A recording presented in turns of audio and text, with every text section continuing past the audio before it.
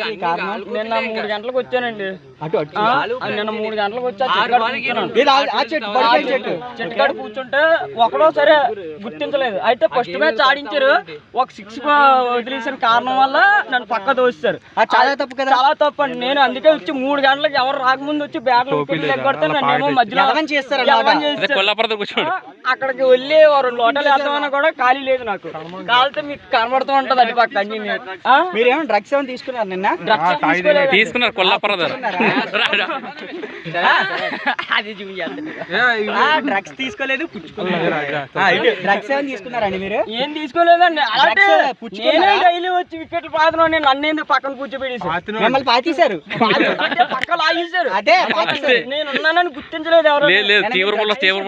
పుచ్చుకున్నానండి, కొంచెం పుచ్చుకున్నాను. అలా కాదు, నా బాధ నా కష్టం ఎవరికి అంటుకోకూడదని మనస్ఫూర్తిగా తెలియజేసుకుంటూ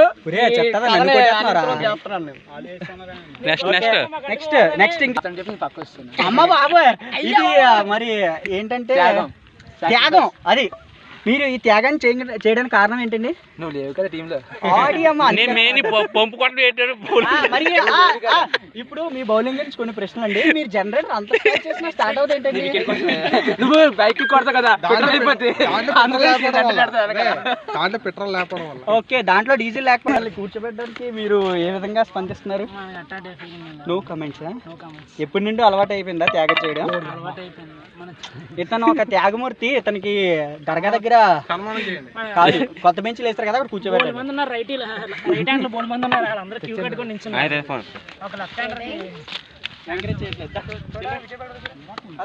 మరి